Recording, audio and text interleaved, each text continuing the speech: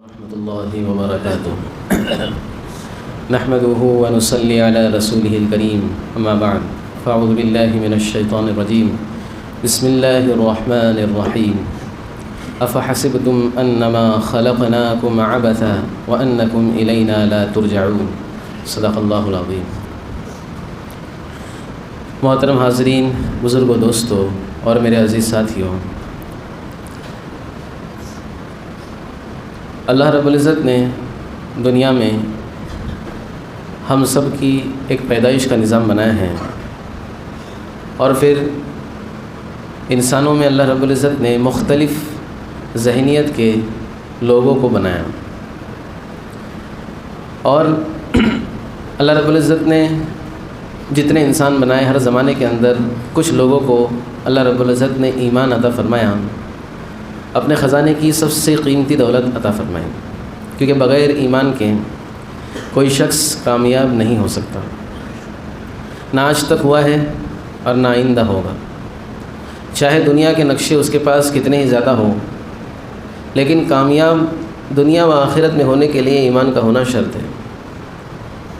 لیکن ایمان والوں کے درمیان بھی کچھ ایسے لوگ ہیں جو باوجود ایمان ملنے کے ایمان پر محنت نہ کرنے کی وجہ سے اور چند غلطیوں کی وجہ سے اپنے ایمان سے ہاتھ دھو بیٹھتے ہیں، کیونکہ جس طرح اللہ رب العزت نے ایمان عطا فرمایا ہے، یہ ایمان بڑھنے اور گھٹنے والی چیز ہے۔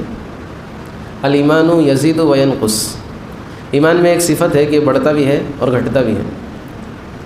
محنت کرنے پر بڑھتا ہے، بڑھتا ہوا ایمان اللہ کے جو دیے ہوئے اعمال ہیں اس پر کھڑا کرتا ہے۔ محنت نہ کرنے پر اپنی جگہ پر قائم نہیں رہتا بلکہ گھٹتا ہے، پھر محنت کرنے لگے تو اپنی لیول پر آ جاتا ہے، بڑھ جاتا ہے۔ اگر بالکل محنت نہ کرے، ایمان پر کوئی توجہ نہ دی جائے، تو یہ گھٹتے گھٹتے ایک وقت ایسا بھی آ سکتا ہے کہ آدمی ایمان سے ہاتھ دھو بیٹھتا ہے۔ اس لیے اللہ رب العزت نے ایمان کو بڑھانے کے کچھ ذرائع رکھے ہیں۔ سب سے پہلی چیز جو ایمان کو بڑھاتی ہے وہ اللہ کا کلام ہے۔ اس کو پڑھنے سے ایمان بڑھتا ہے، اس کو سمجھنے سے ایمان بڑھتا ہے۔ اب میں نے بات شروع کرنے سے پہلے ایک آیت پڑھی جس میں اللہ رب العزت تمام انسانوں کو یہ کہہ رہے ہیں، افحسبتم، کیا تم یہ گمان کرتے ہو، کیا تم یہ سوچتے ہو کہ تم کو یوں ہی پیدا کر دیا گیا ہے، انما خلقناکم، ہم نے تم کو پیدا کیا، عبثا، عبث کہتے ہیں بیکار، فالتو میں، ہم بولتے ہیں نا فالتو میں یہ کام کیا میں نے، نہیں کرنا چاہیے۔ تو کیا تم یہ سوچتے ہو کہ اللہ رب العزت نے تم کو یوں ہی بے مقصد پیدا کیا ہے؟ وَأَنَّكُمْ إِلَيْنَا لَا تُرْجَعُونَ، اور یہ سوچتے ہو کہ تم ہمارے پاس لوٹ کر نہیں آؤ گے۔ اللہ رب العزت اس آیت میں بتانا چاہتے ہیں کہ تمہاری پیدائش بے مقصد نہیں ہے، تمہارا کوئی بھی کام ایسا نہیں ہے جو اللہ کو معلوم نہیں ہے، تمہارا کوئی بھی ایسا کام نہیں ہے جس کو فرشتے محفوظ نہ کر رہے ہوں۔ قرآن مجید کے اندر دوسرے مقامات پر اللہ رب العزت نے قیامت کے دن انسان کی جو حالت ہوگی اس کو بیان کیا ہے۔ قیامت کے دن جب انسان اپنے نامہ اعمال کو دیکھے گا تو کہے گا یہ کیسی کتاب ہے، یہ کیسا رجسٹر ہے، لا تغادر صغیرۃ ولا کبیرہ، یہ ایسا رجسٹر ہے، اس نے نہ کوئی چھوٹی بات چھوڑی ہے نہ بڑی بات چھوڑی ہے، الا احصاها، ہر چھوٹی بڑی بات کو اس نے جمع کر لیا ہے۔ دوستو، اگر ہم اپنا ہاتھ بھی ہلاتے ہیں، ہم اپنی پلکیں بھی جھپکاتے ہیں، حالانکہ یہ فطری چیز ہے، خود بخود ہوتی ہے، کوئی پلکیں جان بوجھ کر نہیں جھپکاتا، اللہ رب العزت نے اس کا سسٹم ہی رکھا ہے، پلکیں جھپکاتے رہتا ہے انسان۔ کل قیامت کے دن انسان یہ بھی دیکھے گا کہ اس نے کتنی مرتبہ پلکیں جھپکایا ہے، اتنی چھوٹی بات، اس نے سانسیں کتنی لی ہیں، اس نے چاول کے دانے کتنے کھائے ہیں۔ جبھی تو آدمی آخرت میں پوچھے گا یہ کیسا رجسٹر ہے، نہ کوئی چھوٹی سے چھوٹی بات اس نے چھوڑی ہے نہ بڑی سے بڑی بات چھوڑی ہے، الا احصاها، تمام باتوں کو اس نے کیا کر لیا، محفوظ کر لیا۔ اچھا، ہو سکتا ہے دوستو جب ٹیکنالوجی اتنی آگے نہیں تھی تو جو لوگ اس آیت کو سنتے ہوں گے آج سے 100-150 سال پہلے، ان کو شاید اتنا سمجھ میں نہیں آتا ہوگا کہ اللہ رب العزت تمام باتوں کو جمع کس طرح کرے گا۔ آج ہمارے سامنے ٹیکنالوجی پوری کھل کر سامنے آئی۔ چھوٹا سا میموری کارڈ ہوتا ہے، پہلے تو ہم نے MB سے شروع کیا تھا، پھر وہ GB پہ گیا، ابھی TB کا زمانہ آ گیا، ہزاروں GB، ایسی ایسی چیزیں ہم خود محفوظ کر لیتے ہیں۔ کتنا ڈیٹا، کتنی ویڈیوز، کتنے فوٹوز، کتنی لکھی ہوئی چیزیں، ٹیکسٹ، ہم اس کا اندازہ نہیں لگا سکتے۔ بعض لوگوں کے پاس یادداشت کے لیے آج سے 3 4 5 سال پہلے کی میموری ہوتی ہے، رکھتے ہیں وہ لوگ، تو ہم جب وہ میموری میں دیکھتے ہیں ہمارے پاس کیا کیا ہے تو ہم کو خود یقین نہیں ہوتا کہ کیا کیا ہم کر چکے ہیں۔ اچھا، اس میں جو جو چیزیں ہیں اس میں سے اکثر چیز ہم بھول بھی جاتے ہیں، جب دیکھتے جب یاد آتا ہے۔ تو ٹیکنالوجی نے ہم کو یہ سمجھایا کہ تم یہ مت سمجھو کہ اللہ رب العزت کا جو محفوظ کرنے کی جگہ ہے وہ ایسی ہے۔ اچھا، دوسری چیز، ہم اگر کوئی چیز محفوظ کرتے ہیں، کسی چیز کو سیو کر کے رکھتے ہیں تو اس میں 2 چیزیں سیو ہوتی ہیں، ایک تو آڈیو سیو ہوتی ہے، آواز ہم سیو کر کے رکھ سکتے ہیں، اسی طرح ویڈیو، حرکتیں کیا کی ہیں ہم نے، کہیں گھومنے گئے تھے پہاڑ کے ویڈیو نکال لی ہے وغیرہ وغیرہ۔ لیکن اللہ رب العزت کا جو ریکارڈنگ سسٹم ہے اس کے اندر 3 چیزیں سیو ہوتی ہیں۔ کتنی ہوتی ہیں؟ 3 چیزیں۔ ایک تو ہماری آڈیو، ہم نے کیا بات چیت کی تھی، دوسری ہماری ویڈیو، اور وہ بھی مطلب 3D 5D میں نہیں ہے، پورا چاروں طرف سے اوپر نیچے سے سب، اور تیسری چیز جو سیو ہوتی ہے جو کوئی نہیں کر سکتا، وہ اس وقت کی کیفیت اور نیت سیو ہوتی ہے کہ کیا سوچ کے کر رہا تھا۔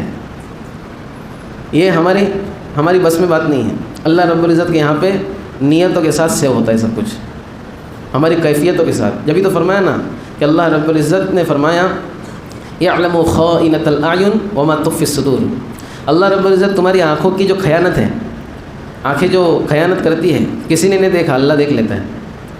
اچھا سمجھو آنکھوں کی خیانت کو کوئی دیکھ بھی لے تو اور ایک چیز اللہ دیکھتا وہ کوئی نہیں دیکھتا، وما تخفی الصدور، جو دل کی حالت چلتی رہتی ہے نا وہ بھی اللہ دیکھ لیتا ہے۔ تو معلوم ہوا دوستو کہ تمام چیزیں اللہ تبارک و تعالیٰ کے پاس جا کر ان تمام چیزوں کا ہم کو حساب دینا ہے۔ اللہ رب العزت تمام چیزیں ہمارے سامنے کر دیں گے، بہت جلدی ہم اس کو ریڈ کر لیں گے۔ جب وہ ہمارے دماغ میں اللہ رب العزت اس وقت کا سافٹ ویئر انسٹال کریں گے تو ہم کو سب یاد آنے لگے گا، یہ کیے یہ کیے یہ کیے یہ کیے۔ روایت میں آتا ہے کہ انسان کے خود کے اعضاء اللہ رب العزت بہت سارے گواہوں کو رکھیں گے۔ سب سے پہلے فرشتے گواہی دیں گے جو ہمارے ارد گرد بیٹھے ہوئے ہیں، کہیں بھی جاتے ہم تو فرشتے ہمارے ساتھ ہوتے ہیں، وہ ہو گئے۔ پھر اللہ رب العزت نے فرمایا کہ زمین کے ٹکڑے، جس جگہ پر آدمی نے جو کام کیا اس زمین کے ٹکڑے گواہی دیں گے۔ بہت سارے گواہ ہوں گے، لیکن اللہ رب العزت اتنے انصاف کرنے والے ہیں کہ انسان کو موقع ہی نہ ملے۔ اس کے لیے اللہ رب العزت نے ایک بہت اچھا نظام بنایا کہ انسان کو کھڑا کر کے بولیں گے کہ دیکھ تیرے سامنے اتنے سارے گواہ ہیں۔ تو بعض لوگ ہوں گے جو ادھر بھی مکاری کرنے کی کوشش کریں گے، بولیں گے کون ہے یہ، نہیں یہ سب جھوٹ بول رہے ہیں، میں نے تو ایسا نہیں کیا تھا۔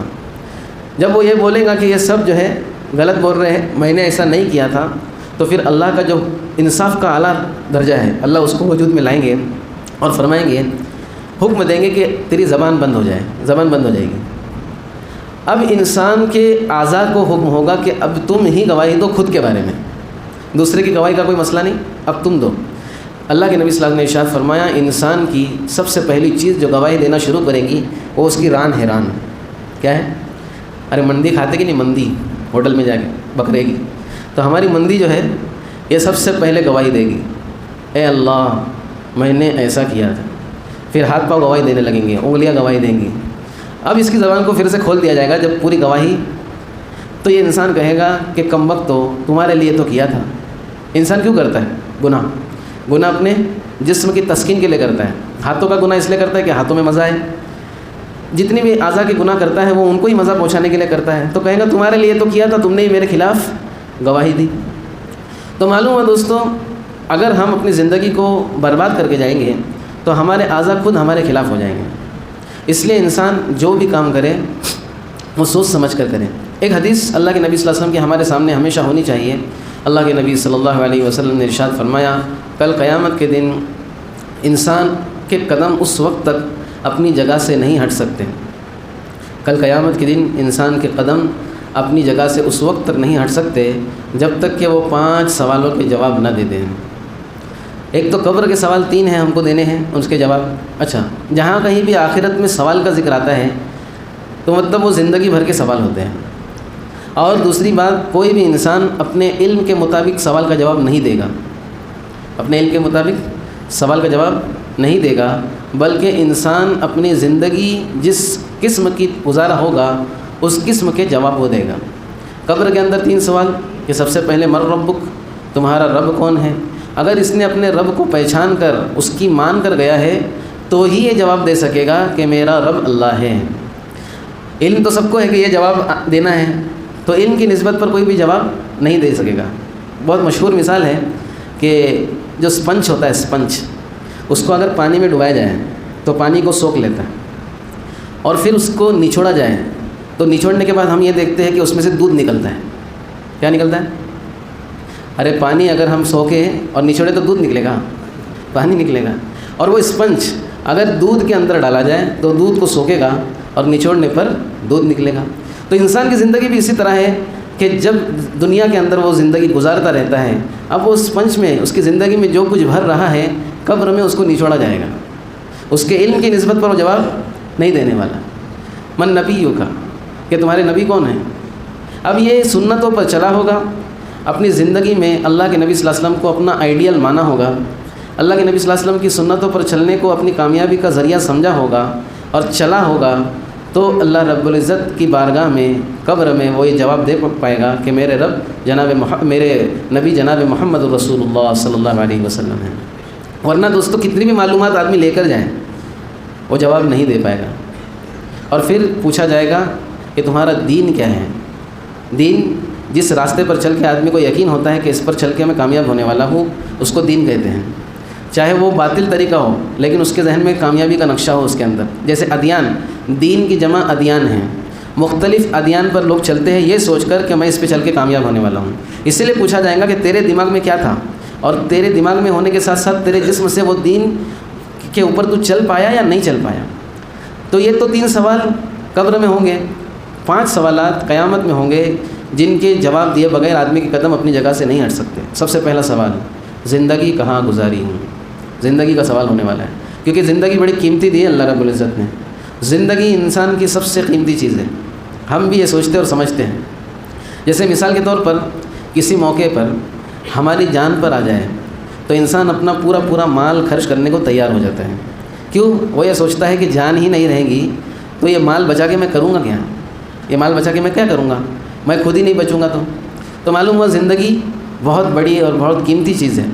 تو اللہ رب العزت پوچھیں گے زندگی کہاں خرچ کی؟ زندگی کا ہر پہلو آ گیا، جیسے میں نے بتایا کہ ہر چیز اللہ رب العزت محفوظ کر کے رکھتے ہیں اور اس کو کل قیامت کے دن ہمارے سامنے کر دیں گے۔ ایک چیز یہ۔ دوسری چیز اللہ رب العزت پوچھیں گے جوانی کہاں خرچ کی؟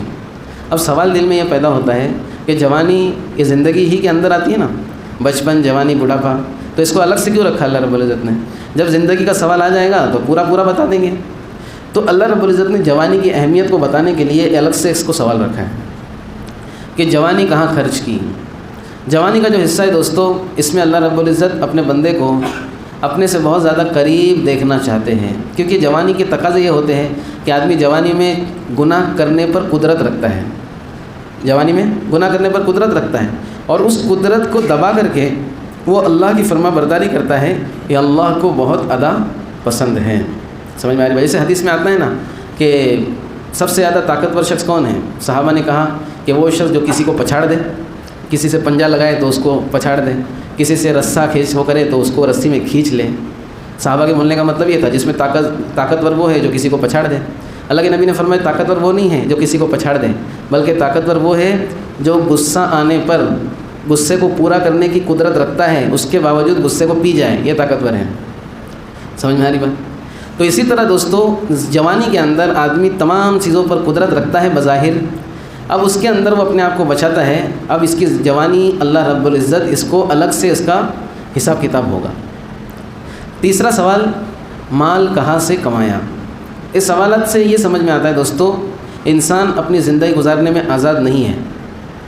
اللہ رب العزت نے اس کی جان اور مال کو جنت کے بدلے میں خرید لیا ہے۔ اس کا مطلب یہ ہے کہ انسان کو اللہ نے آزاد نہیں چھوڑا ہے۔ آزاد تو اللہ رب العزت نے جانوروں کو چھوڑا ہے، جو چاہے کھا لیے، جو چاہے پی لیے، جو چاہے کر لیے، جانوروں کے اوپر کوئی پابندی نہیں ہے۔ تو تیسرا سوال یہ ہوگا کہ کہاں سے کمایا، یعنی حلال کمانا، جب جا کر کے ہم اس کا جواب دے پائیں گے۔ چوتھا سوال کہاں خرچ کیا۔ ایک آدمی کماتا تو بہت اچھی طرح ہے کہ حلال کماؤں گا، لیکن خرچ کہاں کیا، اس کا بھی سوال ہوگا۔ یہ مختصر میں بتا رہا ہوں، ورنہ اس کے اندر بڑی تشریح ہے۔ پانچواں سوال اللہ کی طرف سے یہ ہوگا قیامت کے دن کہ اپنی علم کے مطابق کیا عمل کیا۔ دیکھو دوستو، ایک جاہل سے جاہل مسلمان بھی ہو تو اس کو بیسک چیزیں معلوم ہوتی ہیں، 5 وقت کی نماز پڑھنا چاہیے، شرک سے بچنا چاہیے، فلاں کام کرنا چاہیے، فلاں کام کرنا چاہیے۔ تو اللہ رب العزت کے سامنے کوئی بہانہ قیامت کے دن نہیں چلنے والا، کہ اللہ رب العزت نے سوال یہ رکھا ہے کہ تیرے علم کے مطابق بتا تو نے کیا عمل کیا۔ سب نبیوں کے علم کے مطابق نہیں پوچھا جائے گا، تیرا جو علم تھا کم سے کم پہلے وہ بتا کہ تو نے تیرے علم کے مطابق کیا کیا عمل کیا۔ اس لیے ہمارے استاد کہتے تھے کہ ہر انسان کو اتنا علم ہے کہ اگر وہ اتنے علم پر ہی عمل کر لے تو وقت کا ولی بن جائے گا۔ کیا بن جائے گا؟ ولی بن جائے گا، اس کی بھی درگاہ بنا دیں گے اپنی۔ اتنا علم ہم میں سے ہر ایک کے پاس ہے کہ وقت کا ولی بن سکتا ہے آدمی۔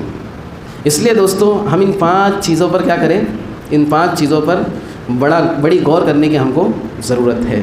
بہرحال بہت لمبی چوڑی چیز ہو سکتی ہے اس کے اندر، لیکن میں نے مختصر میں بتایا کہ 5 چیزوں کا سوال جب تک ان کا جواب نہ دیا جائے ہم اپنے قدم کو قیامت کے دن ہٹا نہیں سکتے۔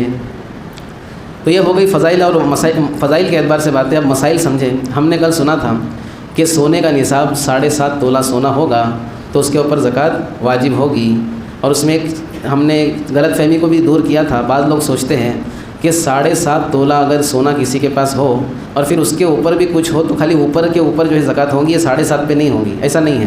اگر کسی کے پاس 8 تولہ سونا ہے تو وہ نصاب کو پہنچ گیا، پورے 8 تولے کی اس کو زکوٰۃ نکالنی ہوگی۔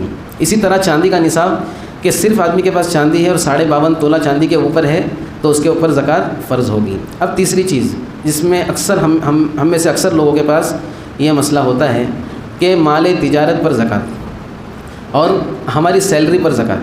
کوئی جاب کرتا ہے، کوئی کاروبار کرتا ہے۔ جو کاروبار کرتا ہے تو کاروبار کی تو کوئی حد نہیں ہے، بہت سارے کاروبار ہیں، اور جو جاب کرتا ہے تو اس کو منتھلی انکم ہوتی ہے کہ مہینے میں اتنا پیسہ ملے گا۔ تو کس طرح سے یہ لوگ زکوٰۃ نکالیں گے؟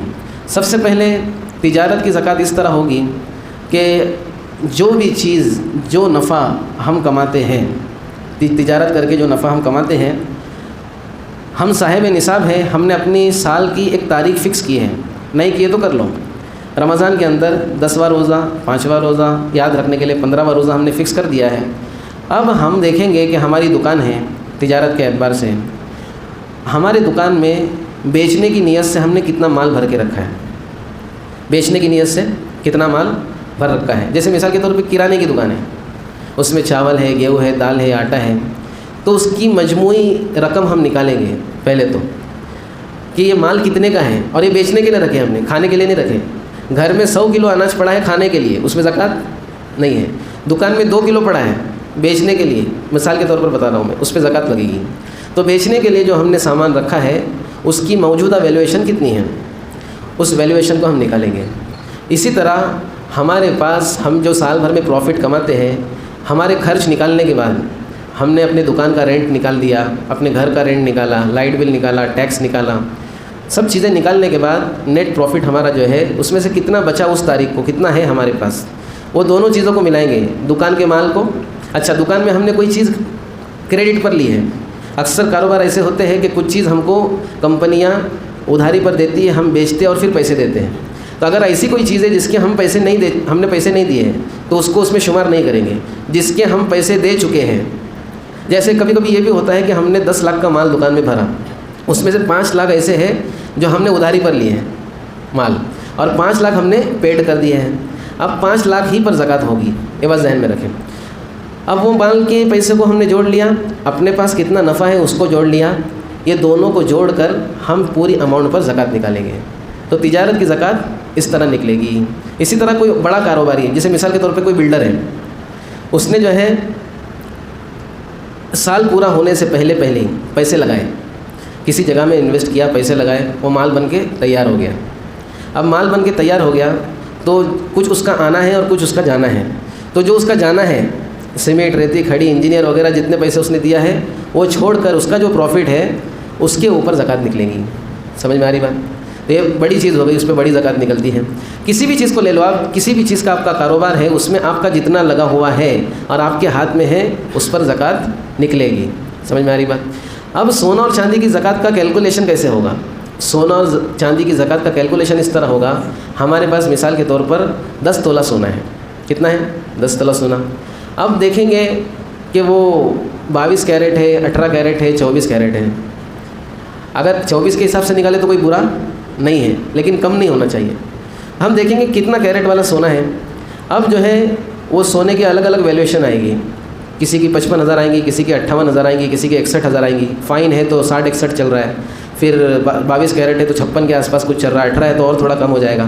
اب پورا ہم کیلکولیشن کریں کون سا کتنا ہے، اگر فرصت ہے تو، نہیں تو 24 کے حساب سے نکالیں، اتنا کرے کیلکولیشن کہ میرے پاس مثال کے طور پر 10 تولہ سونا ہے اور وہ اس کی قیمت بنتی ہے تقریباً 5,50,000، 5.5 لاکھ بنتی ہے۔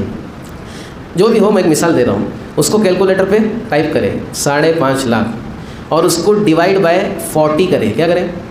40۔ جو بھی ہمارے پاس ہمارے سونے کی ویلیویشن بنتی ہے اس کو لکھے اور اس کو تقسیم کرے، ڈیوائڈ کرے 40 سے۔ اب جو بھی نیچے اماؤنٹ آئیں گی وہ زکوٰۃ ہوں گی، اتنی زکوٰۃ ہم اس میں سے نکالیں۔ چاندی کا بھی ایسی مسئلہ ہے، کتنی ہے وہ دیکھے، ریٹ دیکھے، اس ریٹ کے حساب سے ہمارے پاس کتنی ہے اس کو لکھے اور ڈیوائڈ بائی 40 کریں۔ اسی طرح مال تجارت، دکان میں ہمارے 5 لاکھ کا مال بھرا ہوا ہے مثال کے طور پر، ہمارے ہاتھ میں 1 لاکھ روپے اپنی ضرورتوں کے علاوہ ہے۔ زکوٰۃ دوستو حاجت اصلیہ کے اوپر جو بچتا ہے اس کے اوپر ہے، اس کے اوپر ہے حاجت اصلیہ، خواہشات نہیں، خواہشات تو آدمی کی ختم ہی نہیں ہوتی۔